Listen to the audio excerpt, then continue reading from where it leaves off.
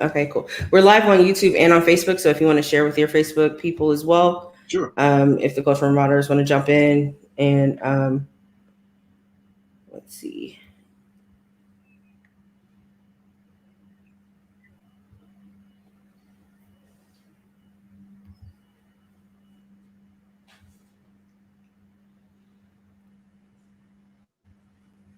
No, it's not doing the right thing. Okay.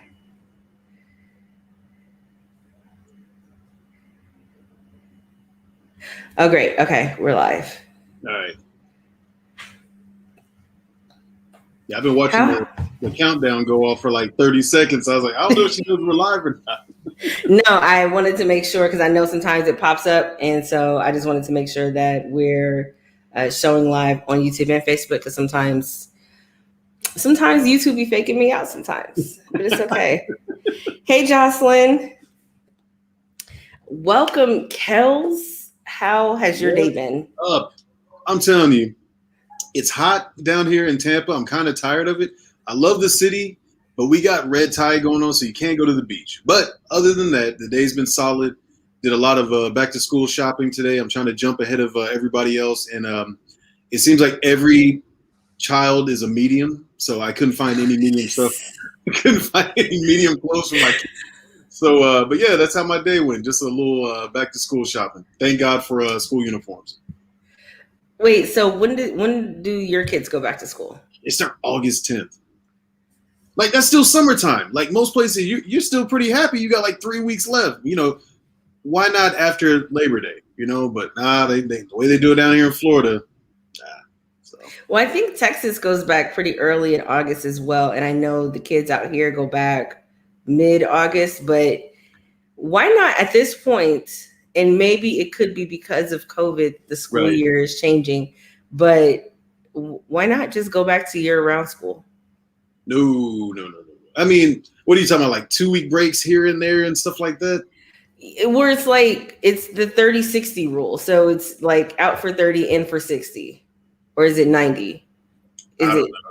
I think because it's a 90-day school session, and I think you're in for 60, you're out for 30 or something like that, or it's 9 weeks in, 3 weeks out. Some schools do it a little bit different. No, ma'am, no year round for these kids. I'm with you, Jocelyn. No. I need my May to August. No wake ups. Only thing we got to wake up for is to let the dog out. Now the kids are doing it. So I'm with you. I'm with you, Jocelyn. Nope. I need 2.5 3 solid months. Well, I'm not coming from a parent's perspective. I'm just saying it would just make more sense because then you don't have to do the big, like, as a student, I enjoyed going to school when it was year-round school. And I did. Because then I knew where I was going. I had a set schedule, and when we were off, I know we were only off for a little bit. It wasn't like 2.5 months away trying to fill up your days doing whatever. Yeah. I was going to the youth centers, like the rec center. I was hooping with my friends. We were playing Manhunt at night, like hiding. You know, when you get a little older, playing the old hide and go get it games. All the little it's an ice cream lady, her truck. Man, we were living. We were wild, but we were living. I don't know. It's just something about those summer months. Like I love the summer months, having that time off. You still got 3 weeks during the summer, where it's like, okay, you're in school for a couple months. Because I remember I think I was still in grade school, where I was like, they told me this is when they switched summer school, where summer school used to be voluntary, right? And you could go. Like, I was like, oh yeah, I can sign up to go to summer school. And the 1 year they told us that no, like, your grades are too good to go to summer school. My feelings were hurt. Like, I was like, what am I gonna do? What are you doing, overachiever? Just take the time off like everybody else. Quit overachieving. Why? Like, I need things to do. I need things to learn. I just want to do that. Look, I just created a quote, a motto: "Wild but living." Yo, it's the truth. Yo, military kids, they are some badass kids. So that wild but living is putting it nice. Like, I mean, it's just, I feel like maybe, you know, having the off time. I don't know. I appreciate having the off time. I don't know if I would do that because now that I don't have any kids, I feel like I have all the answers. So I can do like in my mind homeschool. I can do like year-round school. I can do different things because it's all in my head. But to actually practically have to get up every morning at 6:30 to take a child to school. Yo, 6:30 would be nice during the school year. You know what time we get up during the school year? 5:45. You know how hard that is? It's still dark outside. Like, there is no satisfaction whatsoever to be found getting up at 5:45 to get kids ready for school. Why? What time does school start? Their school starts at 7:40, right? So we got to get them up, get them ready, get them fed, throw them on the bus, and that's it. So yeah. No. But they catch the bus at 6:55. So that gives them some time to get up, and all that. But they're up getting cleaned up. Either me or my wife, we're getting them, food ready and stuff, and they're out the door. So yeah. No. Yeah, it sucks. You see why I'm holding on to these last 2.5 weeks like they're so precious because it's not coming around again for a while. Labor Day, cool, but man, like I'm hoping for Columbus Day. I'm hoping for Veterans Day. I'm hoping for any random holiday they can throw out to give me some more sleep. So Jocelyn said, yeah, 7:30. Yep, she got to get them up early. She knows. Yeah, because oh Lord. Hey, Lenora. Hey, Janai. Welcome. Yeah, Jocelyn said that's why my kids go to bed at 7:30. They have to be up at 5:30. Bus is here at 6:15. I was there for that for a couple of days. Like the kids asked me to walk them to the bus stop. My body doesn't function before 7. Mine either. I'm early bird. I'm like, listen, y'all. But Bo, we want you to take. Okay, listen. Wait. What's your nickname? Bo. They call me Bo. Why? Because of my middle name. It's a derivative of my middle name. So my nephew came up with it, so everybody else calls me that. So I was like, oh, okay, cool. All right. But they know that I am not an early riser because one of Jocelyn's, actually her middle one, is not an early riser either. And I was like, yes, you get me. Everybody else be up like they got jobs to work. And I was like, no, I don't want to do this. My 6-year-old, that dude will fight you to the end. I'm tired. I don't want to get up. Like, me neither, dude. That makes 2 of us. But guess what? I already finished up and at him, champ. Let's get it. You don't have much choice here, so might as well get to it. Your biggest hurdle of the day is deciding if you're going to take a nap or not. I mean, come on, let's be honest. Oh gosh, and don't miss a nap. And then when they get cranky around 5 o'clock, nope, you just got to stay awake till bedtime. Yep, you got to champ it out, ride it out till bedtime, get that easy dinner, and adios, see you in the morning.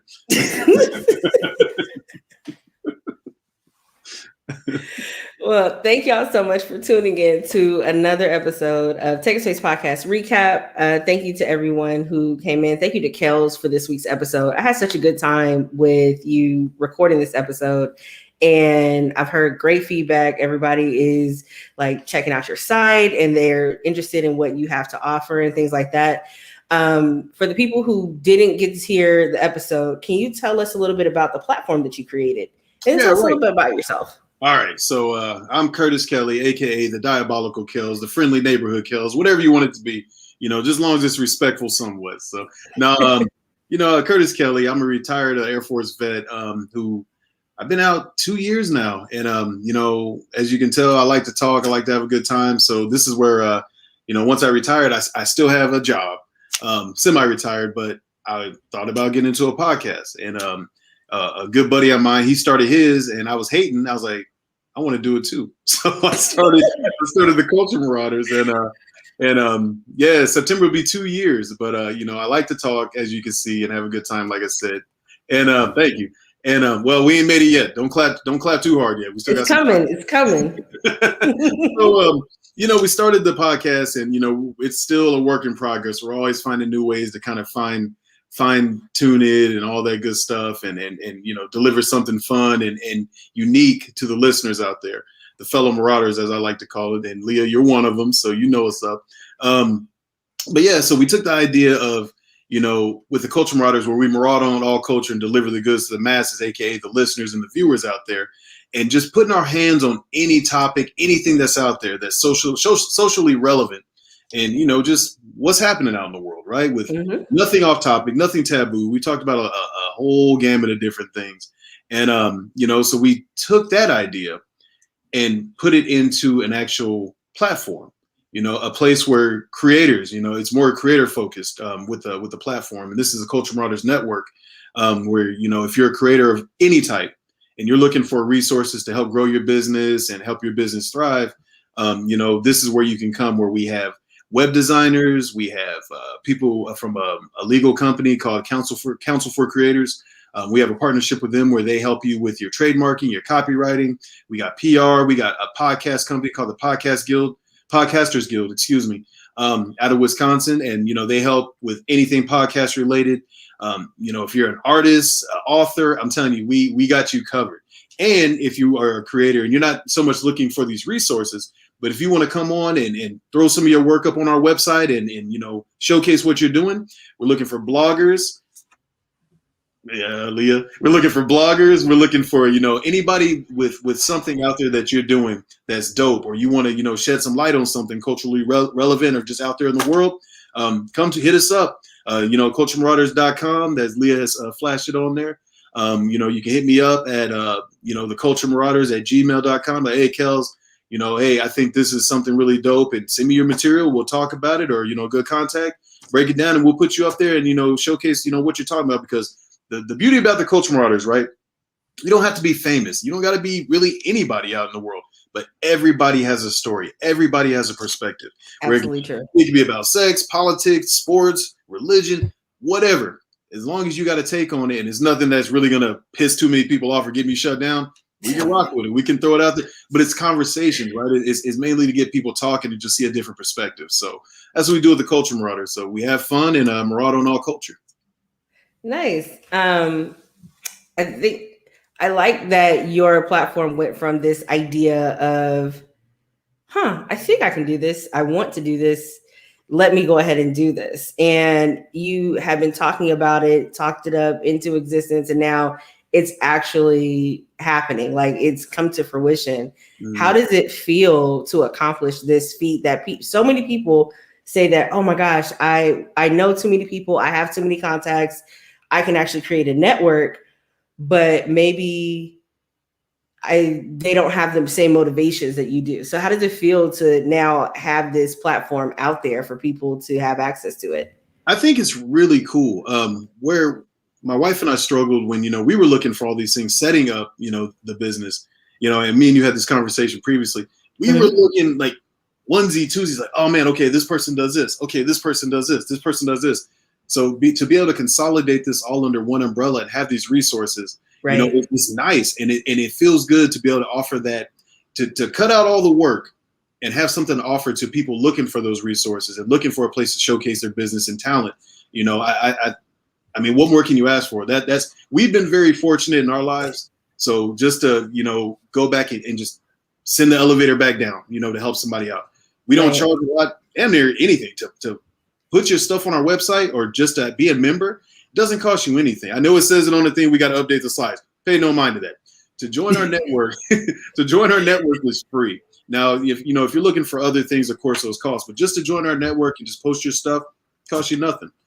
So that's what we're doing, and we're looking to help out. Like I said, those creators out there, and have their voices heard and showcase their talent. But it does feel good. It's really cool to know that the hard work is paid off, and we're, like I said, we're still working. We were talking about stuff today. What are we going to do next? How are we going to work this portion out? What is this going to look like? We're constantly working and thinking. That's great, and that's something that I feel like a lot of people don't take into consideration, of how many people that this could actually help, and that starting the network is just the beginning. It's not the end goal. It's not the finished product, but once you get the network started, hey, Rachel, once you get the network started, now you have the opportunity to reach out to more people because now you have, cross exposure where you're getting clients from other people who you've partnered with. They're getting more clients from you. And now everyone's boats get to rise at the same time. And it's such a great thing to witness from this side, but as people who are connected with different artists and writers and poets and singers and bloggers and all these other things. It's like, oh, someone writes short stories. Well, hey, Kels actually has a site. You could put your stuff up there if you think that this is something you might want to do, and you can get great feedback from that. So I think that this is a great opportunity for a lot of people, whether they have a name or not, just even thinking about this is something I might want to do. And that's what I think your platform, one of the main things that your platform offers, because a lot of other platforms, you have to have so many accolades and so many accomplishments before you even get seen. It's like, well, I don't even want to look at your work. Who has backed you before? Where have you been published before? Exactly. And it just takes, what I've learned is that it takes one person to believe in you, right? That's it. Right. If you never have that person and they're always looking for, who knows you? You're never going to get a shot. So we cut out all that junk, as long as your work, as long as your work is yours, you're not copying, you're not stealing from anybody, and it's authentic and it's yours. You want to put it out there, we got a home for it. We'll showcase it for a month or however long, the agreement comes out to, and we'll push it, we'll promote you. You want to get on the show and talk about it? Come on, let's maraud on it. Let's talk about some stuff, and we'll have some fun along the way, it's just something that's different, but not far-fetched, and it's not expensive. That was the main portion, just to keep it fun and keep it affordable if you're looking for services. Right. Can I guess put something out there, something new? Sure. All right, so I'm going to use your show to drop this breaking news. So remember, I told you we had some things in the works, right? Right. All right. So what we have in the works is we have the Marauder app coming. We've been working on that. So the Marauder app, is something where our members can get on, and you can still post, all your stories, all your content. You can still post it on there. But what we're looking to do is have it to where when you drop down in the city and touch down in the city, you'll be able to identify other members on the network to collaborate with them. If you see them. So yeah, so it's still a networking tool. Let's say you touch down in LA. Hey, I need somebody who does this. Oh, this person lives here in LA in the local area, so that's what we're looking to do. Yo, that's really cool. Rachel says, right, it's intimidating. Yeah, if you don't have people to back you, it can be intimidating to walk into a room when you don't have those accolades behind your name or the whole alphabet or anything. You're like, well, am I even good enough to be in this room? Jocelyn says, congratulations. Thank you. Because that so many people are looking at what you're doing or even seeing what you're doing as to be like impossible or something that's so far out of reach. Why even try? So it's like you're putting together an app to network for art collaboration or whatever the case, collaboration to be able to produce a work for people. Is not even that is something I feel that social media used to be. Some social media sites used to be that, but to be able to say, oh, this is something for us, by us, that we're doing, and everybody can be a part of it. As long as you're on the site for the right reasons. Right. Hopefully it didn't turn to a hookup thing, but we're not going to speak that. I'm looking for a date. Can I get a? Yeah, like listen, no. This is going to be a business meeting, but not really. But no, that's really cool because there's so many people that don't know how to reach out. That even like having just that commonality, like, oh snap, you're on the Cultural Marauder site too. Oh, we need a collab because I've seen your work, you've seen my work. Let's go ahead and put something together. There it is. That's super dope. That's exactly the intent. So I'm looking at that painting above your head behind you. You know how many models are out there and how many artists are looking for models, to to work on, right? So another opportunity, like, hey, I need a model. Hey, I'm in this town. I'll come by. There you go. So it's just all about networking. It's in its simple form. Just networking, connecting with people. That's super cool. I can't wait for that to come out. That's going to be awesome. Well, I'll let you know because we'll be looking to put some of your stuff up there too. So. Oh gosh, listen. Okay. No pressure. Whew, I feel like goodness.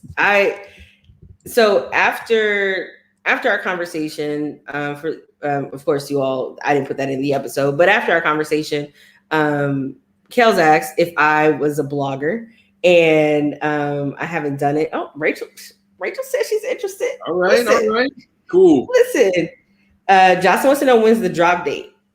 So it's up. We just have to fill out the content. We haven't put it out yet, but it's up and functioning. We just haven't released it yet.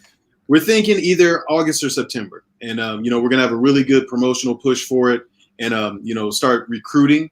If people have, like I said, anything you want to put on there, as long as it's appropriate, anything you want to put on there as far as content or stories or, anything out there. So I'll put it out there. If you could just follow me on Instagram at _culture_marauders. Hit me up, start the follow. And then once, the information starts coming out, you'll get all the info and all this stuff. And then we'll put it on the website as well. So cool. And long story short, stay tuned. It'll be August. Yeah. I think I forgot my question. Hold on. Oh, so after we recorded the episode, Kels asked if I did blogging or if I had, and I was like, I haven't blogged in like a decade or something like that. And his push to ask for if I did any writing kind of put me in this situation of, do I put out any of the things that I have written in the past year?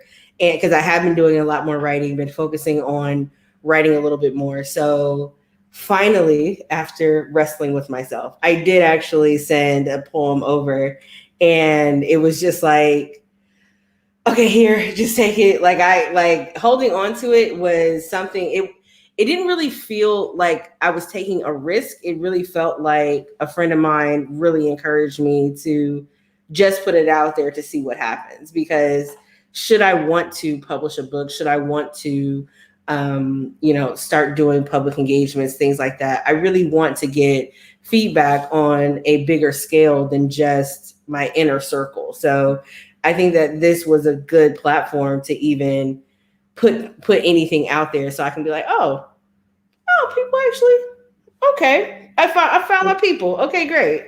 And I'm excited to see the response to it. And, I still have it, and I was glad that you sent it. I know it was something you kind of fought with, and I didn't want to pressure you, but I wanted it. I wanted it out there, and that goes for anybody, any of your listeners, photographers, poets, you blog or whatever. I'm telling you, if you have it, we want it. All right. I'm telling you right now. So don't think that it's, this is whack, or I don't know. There's a place for it. I promise you that. So. And you would still own it as the artist. Of course. We don't own it.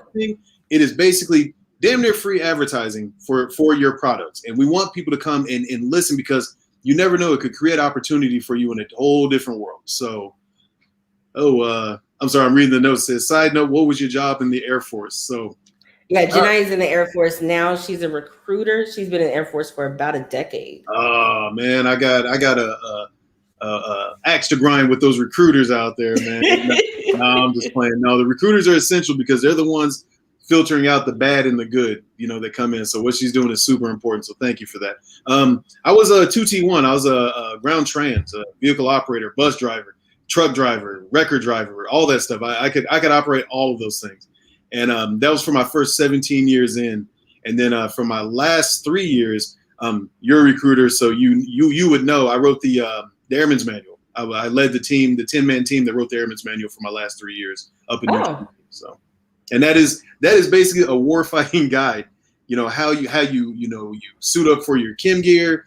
All these different things. Basically, it's basically the Bible for the Air Force. For all at the time, it was 280,000 members. We created that book. So. And it was 10 of y'all that came together and said, these are the rules that we're going to put in place. Well, we had to go to different bases and units to collect that. Yeah, I know, humble brag. You're right. So we would go to different bases and get updates and stuff. Like the manual was foundational, but we would just create the updates and release the new one I think it was every 2 years, 2 to 3 years. So Okay. Yeah. All right. I have a question for you in the audience. What is the biggest risk you took this year? We talked about risks. We talked about limiting beliefs. We talked about different things different reasons why taking risks are good. And sometimes it's better to kind of weigh your options. What is the biggest risk you felt like you took this year? The biggest risk I took this year was I work for a Fortune 100 company, right? I'm a project manager I'm not bragging again, so don't be putting the humble brag stuff out there, right? So I'm a project manager at a company, Fortune 100. And this company is one of the largest companies in the entire state of Florida. It's a tech company. Okay. And, they have been around, I want to say, since 1974. All right, so Google 1974. Got it. Okay. Well, it's a great company, though. Don't get me wrong. Great company. But the biggest risk I took was I serve as the community outreach chair for a Black Affinity Business Resource Group for the company. And we had a meeting one day, and they were talking about MLK Day and all this stuff, and they didn't celebrate it. And my question in the group was, well, I'm still fairly new. Why not? And so me and 2 other colleagues, we put together a proposal, took it all the way up to the President of the Americas, and we got MLK Day approved as a paid holiday moving forward. So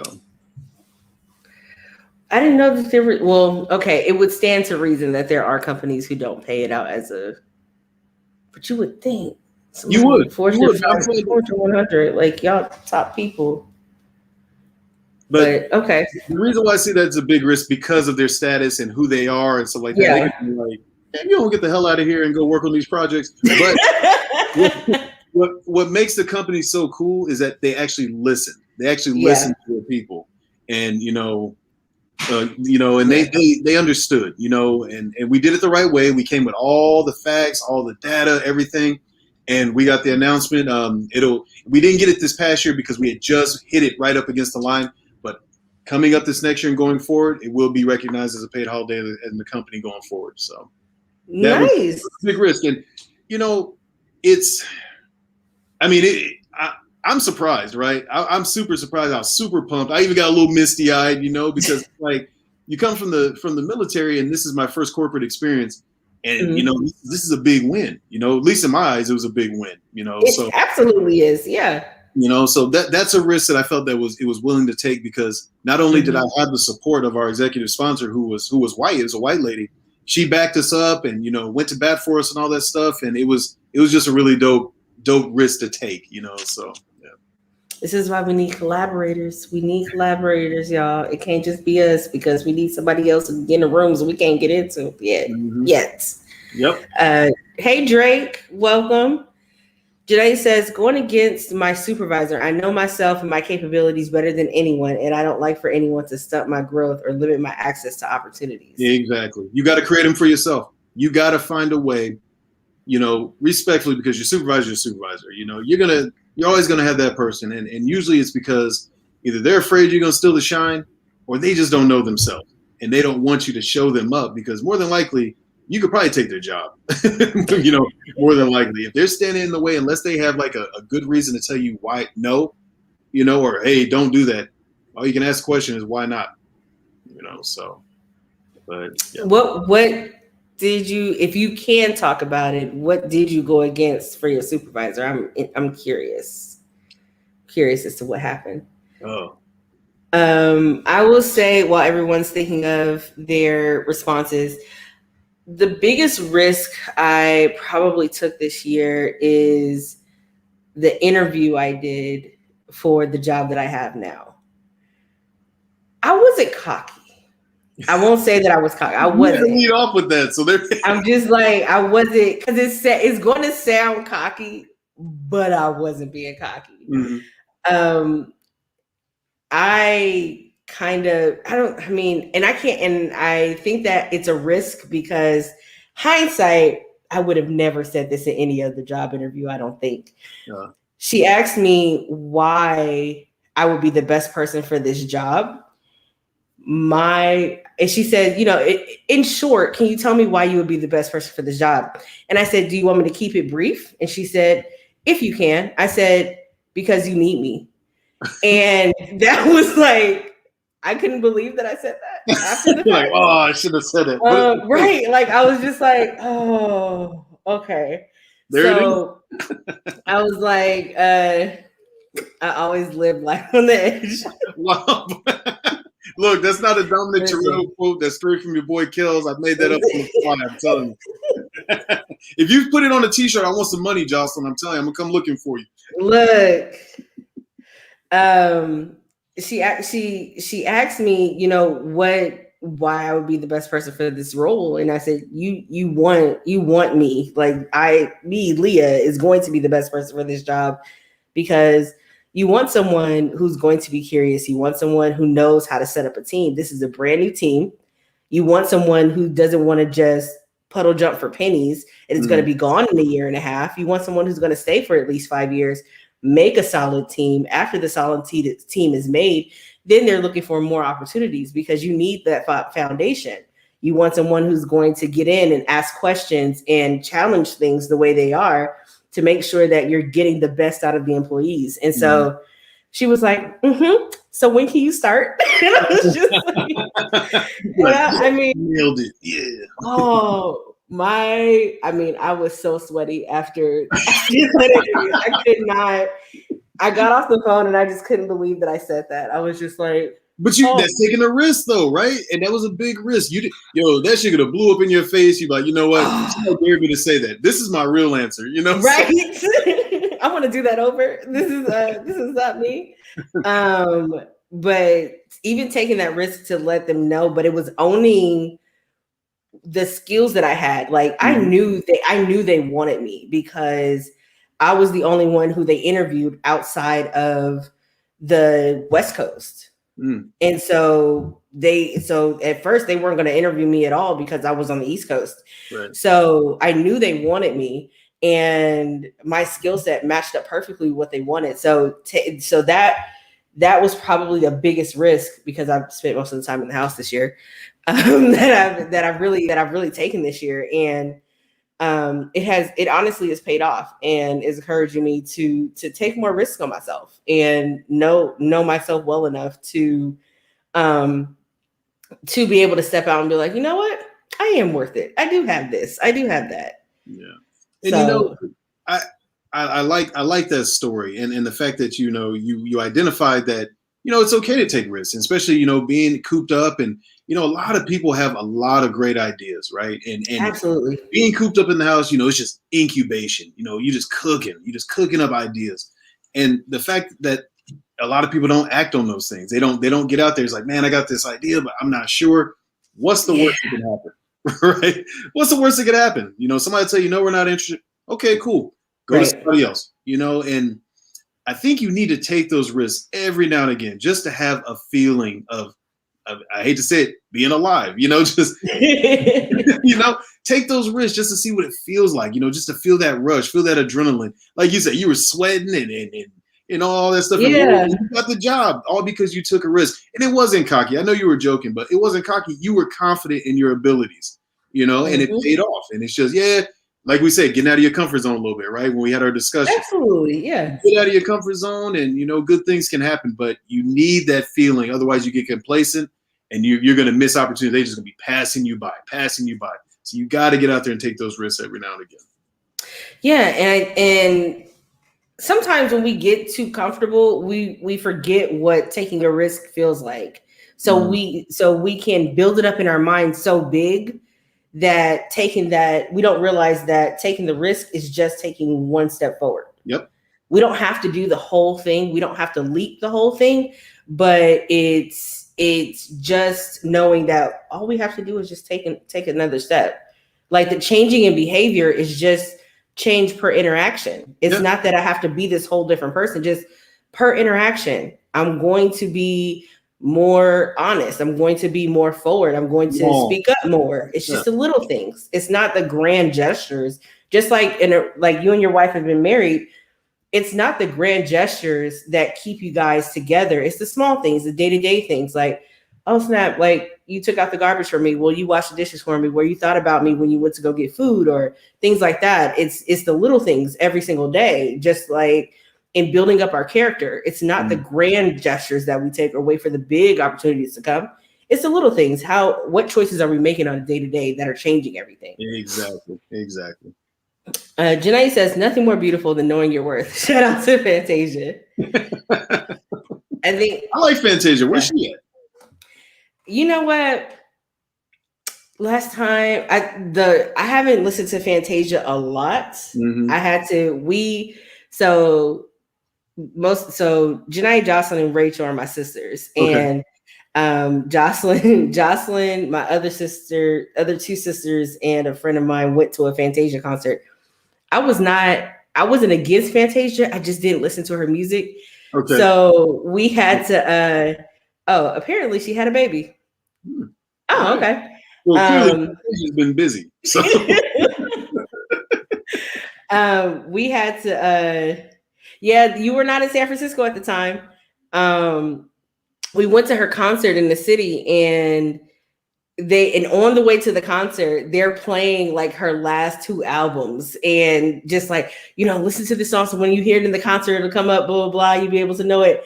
And being in the concert, she puts on a great concert. Okay. I know she can sing. I know she can blow. She can sing. She puts on a great concert. It was really fun.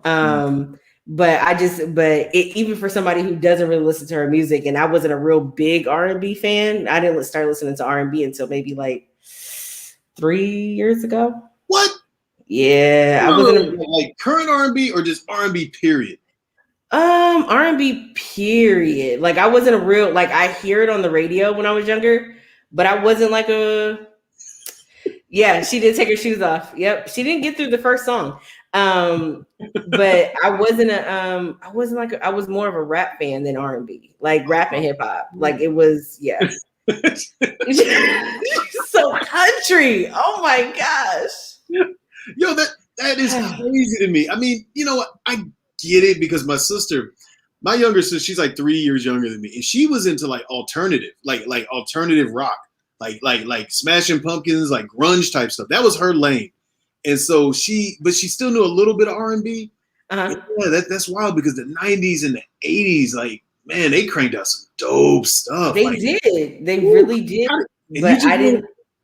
I wasn't buying R&B albums. Like I had a lot of rap albums, a lot of hip hop albums, but R&B was if it came on like MTV, BET, or The Box. Mm-hmm. I heard and saw the songs. But if somebody's like, I remember my older sister playing the Velvet Rope tour. Like we had that recorded, and it was like, oh, okay. Why is she still singing? Oh, this is all singing? Oh, gosh. Okay. No, please put your sister's question up to her comment, please.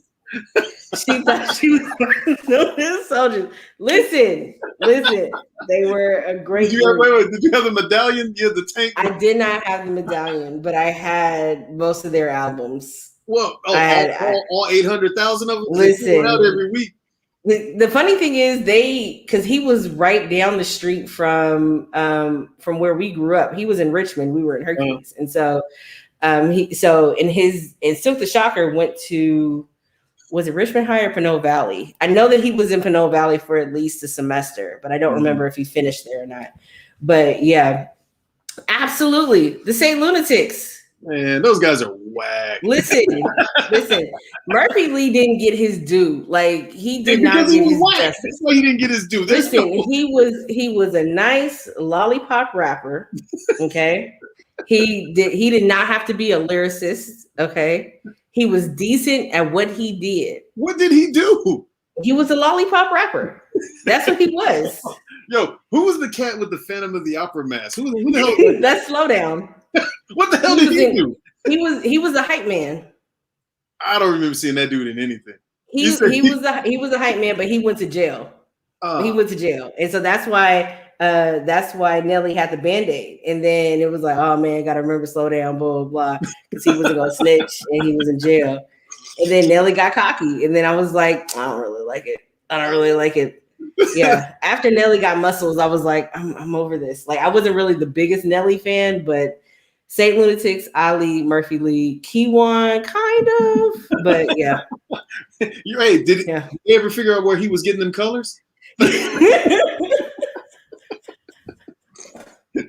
Listen, if you put on a Saint Lunatics album right now, because they only have one. If you put on the Saint Lunatics album now, I can probably rap every single verse. Don't tell too many people that. Keep that to yourself. And Murphy Lee. Ali, not so much, because I only remember Bugetto. And I don't think his album ever got put out. Yes, absolutely lollipop rapper. Listen, okay, I had my specific, because I started with East Coast, then I was West Coast, then I was a lot of West Coast. Yeah. Then it was Midwest. I didn't really like Southern rap though. Oh, come on. Outkast, Scarface. Oh man, there's so much good stuff down there. UGK. Oh, and I still have not heard a UGK album. I still haven't heard a UGK album. Look. We gotta change the subject. All right. We can't talk hip hop. Listen. I heard Aquemini, and there was another one. I forgot Outkast second. What's Outkast second album called? Look. I got it right here on the wall frame. Right there. What? Right I'm gonna give it age because you are a little bit older than me. That maybe it's age. You know what? They just released the 25th anniversary LP, like vinyl. It's full records. And it's got instrumentals and all that stuff. Yo, it is gonna be dope, and I am getting it. So yeah, it's yeah. Well, as a DJ, I would hope so. I would hope you have it. Yeah, I listened to Aquemini ATLiens last year for the first time, and I was like, "This is because it's slow." That's why I didn't listen to it because Southern rap reminded me of R&B, and I was like, "This is driving music." But it's dope. Yeah. It comes out, I want to say, in August. You can pre-order it now. I've seen it. And I think August is when it comes. August or September. Yeah. How old am I? Oh, man. If you could cut my arm and you could count the rings like a old tree or something. You are so ridiculous. No, I'm 41. You're so ridiculous. Yeah, I'm gonna say it's location and age, because on the West Coast, Southern rap didn't get big until Lil Jon started yelling at everybody and Pitbull got into the mix. So that's when Southern rap kind of like hit the West Coast or the Bay Area, I'll say, pretty hard, because it was then party music. So you know what? First of all, not even close. Jocelyn's mad because she just turned 63. So it's okay. It's okay. I never ask a lady her age. You never do that. So that wasn't on me. I didn't push it. So in the episode, we did talk about limiting beliefs and risks, and I don't know if those are two competing ideas, and I believe that the limiting beliefs you have really hinder the amount of risk you're able to take. So that's my thought. Do you agree with that? It's the limiting beliefs that really guide your risks. So I don't know, because I really don't take too many risks where I don't think the outcome is going to be favorable. You know, I try to kind of, I guess, take calculated risk, if that makes sense. Okay. Yeah. So limiting beliefs, like for me, like I'm terrified of heights, right? So therefore, you're never going to catch me on one of those space tourism things. That's not a risk I'm going to take. So I wouldn't call it. It's a limiting belief that I'm afraid of heights. I'll probably have a heart attack. I don't think I can do it. Wait, what? I am deathly terrified of heights. So you climb a 15-foot ladder, you think you're going to have a heart attack? Oh man, I'm like on a cartoon, like oh my wigging gosh. out. Nah, but I'll jump off a diving board and all that good stuff. So it's weird, but heights, I don't know. I can't explain it. But back to your question. Yeah, so I take more, I guess, calculated risks. Some of them turn out good, some of them don't. I mean, that's just the nature of the game. But I do see where limiting beliefs can determine that. You're like, maybe I shouldn't, or maybe I'm not this strong in this or whatever. And therefore, you either scale back your action towards the action, and you wind up missing out, So I mean that happens sometimes, and then then you're resentful and you're thinking, man, I should have took that chance.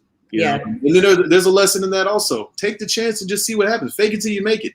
Because if you don't, somebody else will swoop in and take that opportunity, and then you can be kicking yourself. So right, because then you look at that other person and be like, they don't even have half the qualifications I have. Like, how did they get on? Mm-hmm. There's all these introverts looking at the extroverts like they're not saying anything, but because they do talk, they get into more rooms than they do. Yep, closed mouth don't get fed, right? Exactly. Let's see. Janai says, I guess I really don't see my decisions as risks. I see them as necessary steps in order to get to my intended goal.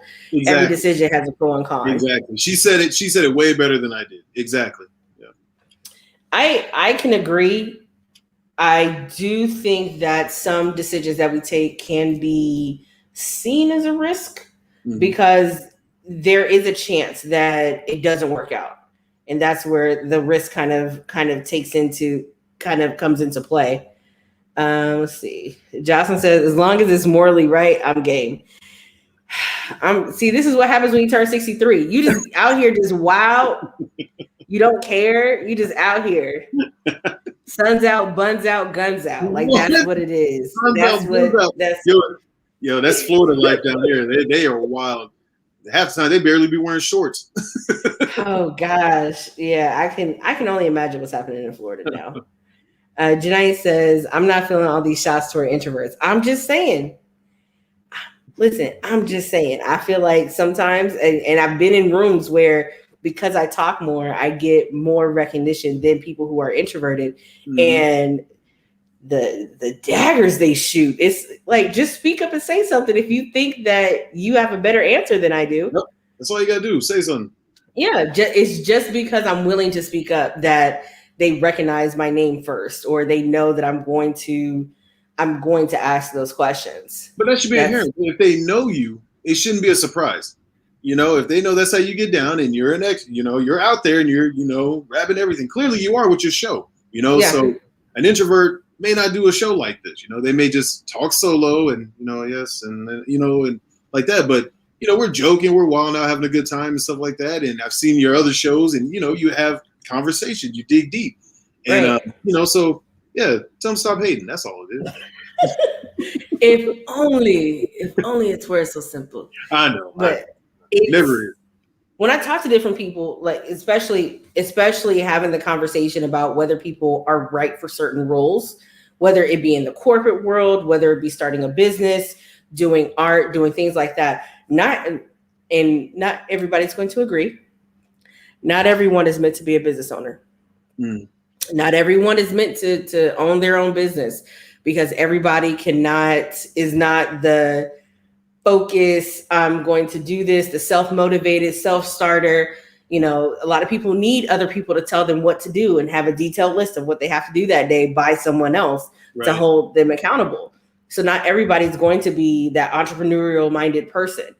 But because some people have this limiting belief of my work isn't good enough, or, I can paint or I can write, but I'm not Picasso. I'm not Maya Angelou. I can't say it like it's been said before. I can't give new meaning to these words or to these colors. And so I'm not going to take the risk to put my work out there. I'm not going to take the risk to go for this job, because my belief in myself is that I'm only good enough to be mid-tier. Exactly. And mid-tier is not good enough to be. Do you know how many people have blue check marks on Instagram just because they post every day? I don't. Like, there's so many people on Instagram at the beginning of the pandemic who would just post every day, and now they have a blue check mark. They don't have millions of followers. They may even have Well, they're just less than active. 100,000. Yes, that's all it is. Yeah. I mean, you're active, and if that's your lane and that's what your goal is, that's cool. But Yeah. what is it that you're really putting out? And it may be some great stuff. I don't know, but what I don't have anything to talk about every single day that I want to put out there like that. That's just me. That's just me. They may have tons of stuff to talk about. More power. Hey, that's off to you. But for me, it's just too much energy to put into it like that. And I would think your product would get watered down. Maybe your message would kind of get watered down after a while. Now you're just grasping for straws like, oh, man. Chasing trends. What's the new dance they got going on? Okay, let me do that. Yeah, exactly. I don't do the TikTok, all that stuff. You ain't gonna catch me cutting the rug. Nope, not on no platforms. Nah. I mean, you're not gonna hit the no. Hey, I'm at 2-step age now. That's all you get from this guy. Oh my gosh. Janae says, my work does the talking. I only talk when I feel it's necessary. Most times I sit back and observe and take some great notes. You do take great notes. Those are the folks you got to watch out for because they are catching everything. Absolutely. So no, that's good. You need those folks in your circle. Yes, and I'm more of a person I need to talk it out. Mm-hmm. Like I'll make a note. My notes don't make sense when I go back and read them either, so I don't really take the best of notes. But what I will say is that I'm a person who has to talk it out.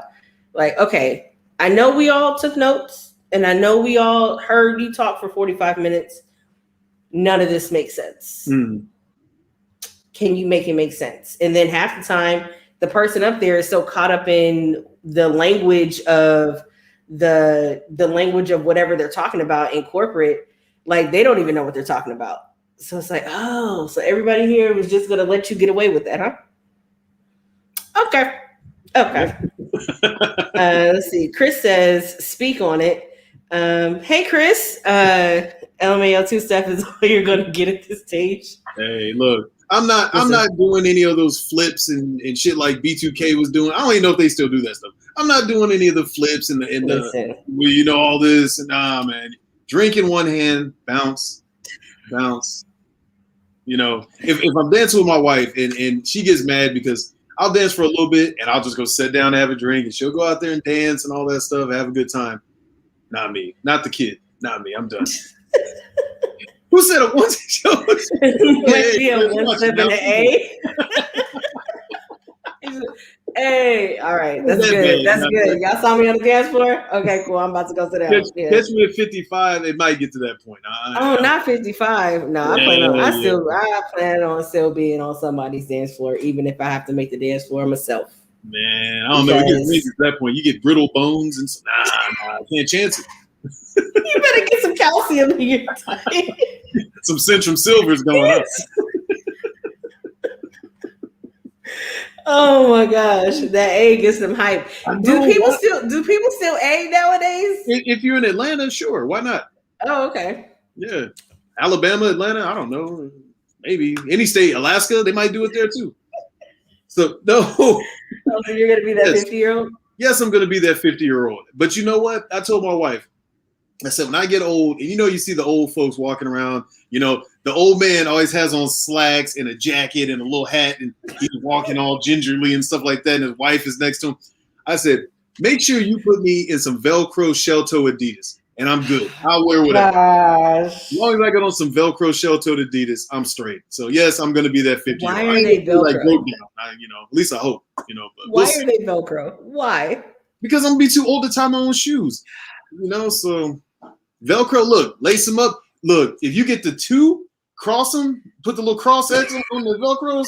Oh my gosh. What year is it? What year is this? What are we doing? Hey, as long as they Ginger, what? Gingerly, I said. Gingerly. With the Kangol hat. Yes. Oh my gosh. Yes. Why? No, I don't want this, Kels, yet. Like, what are you doing? What are you doing? My video of you being a tracksuit and some driving shoes. Oh, Chrissy, you married to an Italian?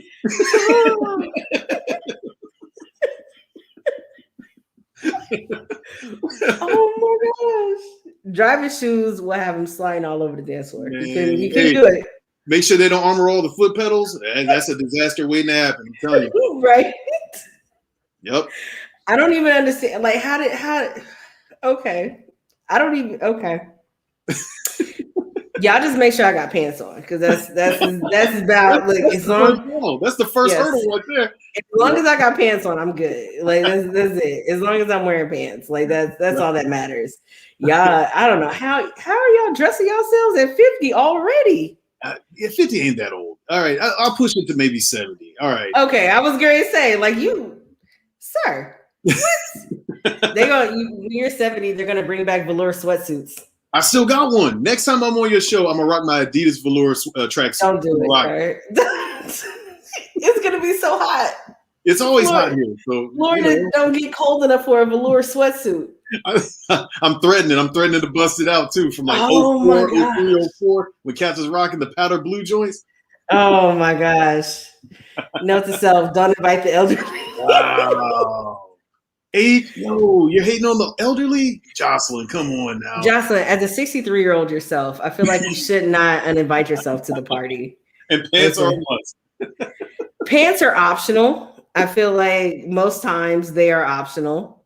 I have random no pants parties and just like turn on some music and get it going. Yo, risky business style, like Tom Cruise sliding into the living room. Absolutely. Especially don't let me have on the socks and there's nothing on the floor in the living room. The kids haven't been down there to play yet.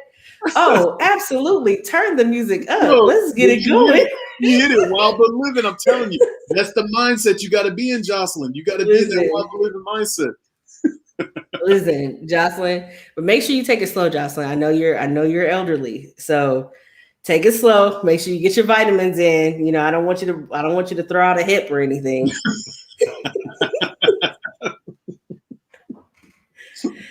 Man, as always, this has been great. Thank you so much for coming through. Why don't you let people know where to find you? Oh man, usually Big Lots, places of that nature. Why are you at Big Lots, sir? Oh, you meant on the social online. Why are you at Big Lots? What is happening? I didn't even know Big Lots was still around. I thought they were gone with Kmart and Sears. You know what? I've seen a Kmart. That's like seeing like a leprechaun when you see a Kmart. You're like, wow, did I just see that? Kmart's are still out there. They're still out there. So we need to all do our parts to make sure they're closed down for good. So keep that in mind.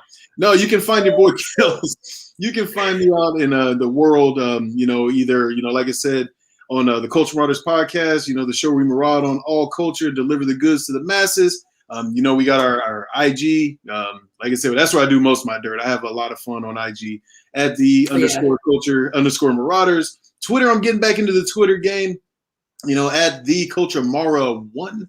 And then on Facebook at the Culture Marauders. And then, if there's something you want to maraud on, you just want to say, hey, Kels, what's up?